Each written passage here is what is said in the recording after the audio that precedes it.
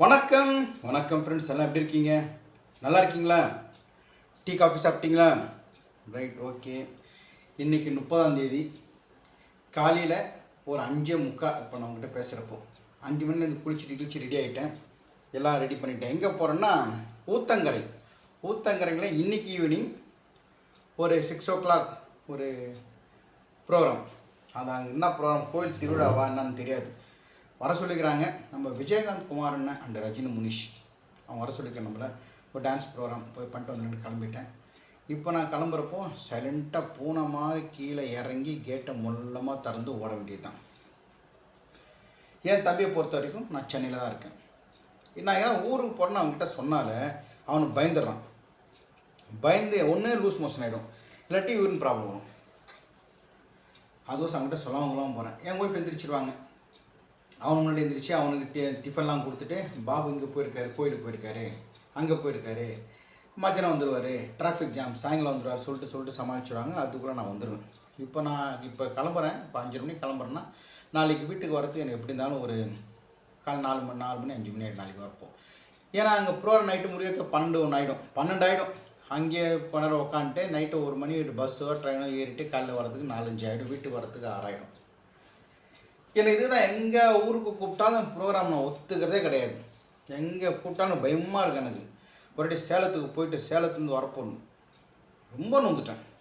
தம்பிக்கு வந்து அந்த யூரின் டியூப் வெளியே வந்துடுச்சு. வெளியே வந்தாலும் யூரின் வராது. யூரின் வரலன்னா என்ன ஆகும், பிளாக் ஆகிடும். பிளாக் ஆச்சுன்னா அடி வயிறு வீங்க ஆரம்பிச்சிடும்.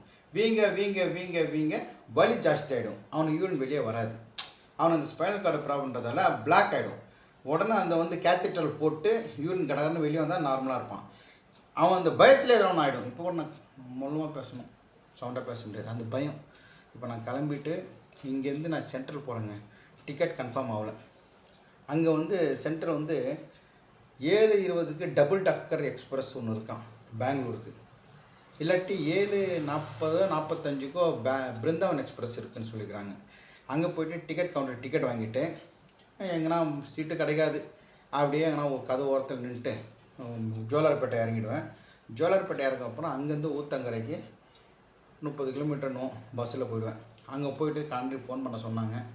எனக்கு பெரிய பிரச்சனை இதுதான். எனக்கு டிக்கெட் கன்ஃபார்ம் ஆகலை. நம்மளுக்கு பஸ்ஸுனால் எங்கன்னா ஏறி உட்காந்துப்போ சீட்டு கீடு கிடச்சிடும். ட்ரெயின் ரொம்ப கஷ்டம். இருந்தாலும் ட்ரெயின் கொஞ்சம் சீக்கிரம் போகும்னு சொல்கிறதால நான் போகிறேன். இங்கேருந்து ஜோலார்பேட்டை போயிட்டு ஜோலார்பேட்டையிலேருந்து திருப்பத்தூருக்கு முன்னாடி இருக்கா, திருப்பத்தூருக்கு பின்னாடி இருக்கா தெரியல எனக்கு. அதெல்லாம் நம்மளுக்கு அந்த ட்ரெயின் ரூட்டை பற்றி அவ்வளோ நம்மளுக்கு தெரியாது. சரி, நான் ப்ரோக்ராம் முடிச்சு சொல்லலாம் தான் கிளம்புறேன். உஷாராக சொல்லவங்கெல்லாம் சைலண்ட்டாக போக வேண்டியது தான்.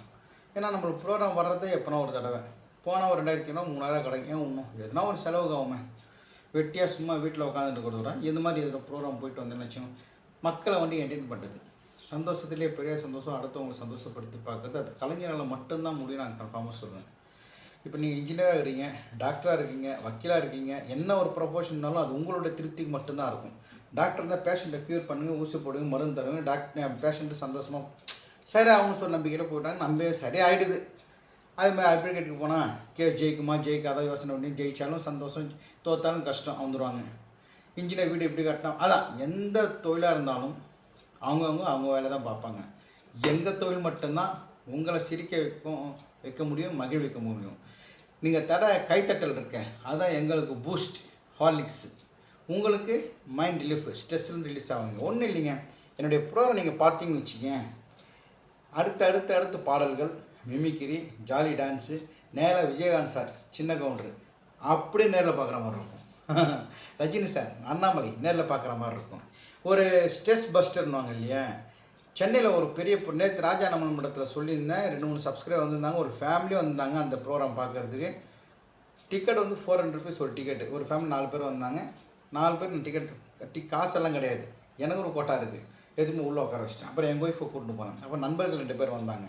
ஸோ இந்த மாதிரி அதுக்கு வந்து அரங்கத்தில் நடக்கிறதுனா நம்ம டிக்கெட் வாங்கணும், அதெல்லாம் உள்ளே போகணும், அது நான் பார்த்துப்பேன்.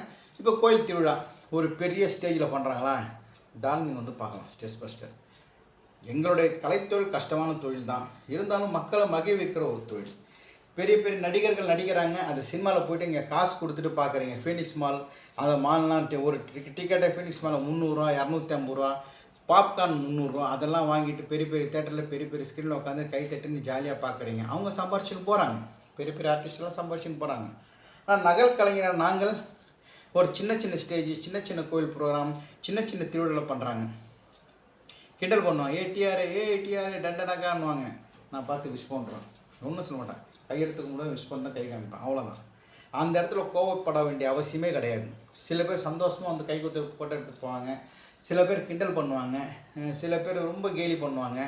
அந்த இடத்துல நம்ம அதை ஸ்போர்ட்டிவாக எடுத்துக்க வேண்டியது தான். ஒன்றும் இல்லை, இந்த ஒரு ப்ரோக்ராம் போயிருந்தேன். ப்ரோக்ராம் போகிறப்போ தடியான்னு கத்துனாங்க. என்ன ஸ்டேஜ் இருப்போ கற்றுருந்தாங்க. அது கண்டுக்கவே கூடாது, நம்ம பாட்டு போயினே இருக்கணும்.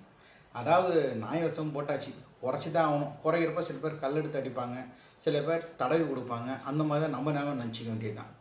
பெரிய ப்ரோக்ராம் இருந்துச்சுன்னா நல்லாயிருக்கும். இதே ஒரு கல்யாணத்தில் ஒரு ரிசப்ஷன்னா அங்கேயே ப்ரோக்ராம் பண்ணிட்டு அங்கேயே சாப்பிட்டு திருப்தியாக சந்தோஷமாக ஹாப்பியாக வரும். நல்ல மரியாதை பயங்கரமாக கிடைக்கும். ஒரு ஃபங்க்ஷன் என்ன பண்ணுவாங்கன்னா, இந்த பெரிய பெரிய கம்பெனிஸ் எல்லாம் இருக்கும், போனோன்னே சொல்லுவாங்க நீங்கள் சாப்பிடக்கூடாதுன்ட்டு. அந்த மாதிரி நடந்திருக்கு எனக்கு சத்தியமாக, வாழ்க்கையை எடுத்துருக்கேன். போனோன்னே நம்மளுக்குன்னு தனியாக தான் செய்வாங்க, இல்லை அது கூட கிடையாது, டீ காஃபியோடு நிறுத்த வேண்டியது தான். ப்ரோக்ராம் பண்ணிட்டு வர வேண்டியது தான். அங்கே இருக்கிறவங்க பெரிய பெரிய கம்பெனிஸ் கார்பரேட்லாம் அங்கே போய் சாப்பிடுவாங்க. வேடிக்கை பார்க்க முடியுமே தவிர எங்களால் சாப்பிட முடியாது.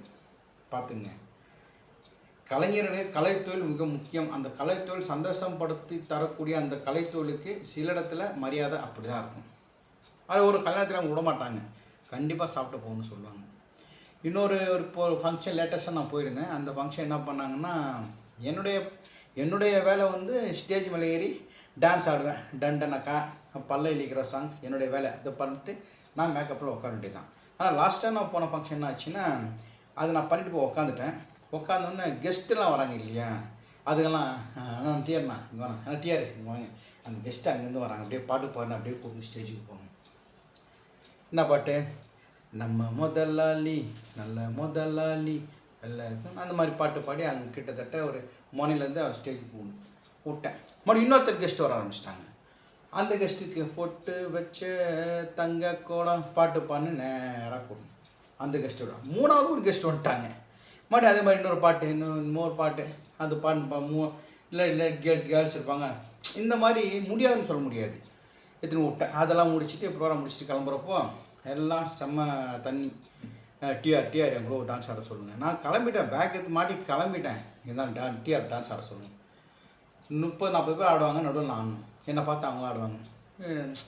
அதெல்லாம் நம்மளால் அவாய்ட் பண்ணவும் முடியாது. ஏன்னா நான் ஒரிஜினல் டிஆர் கிடையாது, நான் டூப்ளிகேட் டிஆருக்கு அவ்வளோதான் மரியாதை. இருந்தாலும் எனக்கு வேலை தெரியாது, இப்போதைக்கு இந்த வேலை தான் எனக்கு தெரியும். ஸோ செஞ்சு தான் ஆகணும், செஞ்சிடுறேன், அவ்வளோதான். அதை பற்றி கவலைப்படக்கூடாது. ஓகே, நான் கிளம்பிட்டேன். பேசினே இருப்பேன். மணி கிட்டத்தட்ட 6 ஆகிடுச்சு. இப்போ கிளம்புனா ஒரு 6:30-6:45 மணி சென்ட்ரல் போடுவேன். அங்கே டிக்கெட் கவுண்டர் போயிட்டு 7:20 டைம் போகிறேன்னா 7:45 போனால் தெரில. என் கூட வந்து டான்ஸ் கேர்ள்ஸ் எல்லாம் வராங்க.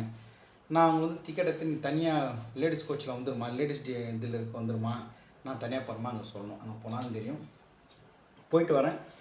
இந்த வீடியோ இப்போ நீங்கள் பார்த்துட்டு இருப்பீங்க. இதோட முதல் தான் நான் வீடியோ போடுவேன், ஷார்ட்ஸ் நிறைய போடுவேன். டிஆர் கார்டன் விஜய் சார் படம் ஷூட்டிங் போயிருந்தீங்க. அப்போ டைம் பிரேக் ஆச்சுது. அப்போ நகல் நட்சத்திரங்கள்லாம் சேர்ந்து நான் வீடியோஸ் நிறைய போட்டிருக்கேன், அதையும் பாருங்கள். தேங்க்யூ. கிளம்பியாச்சு.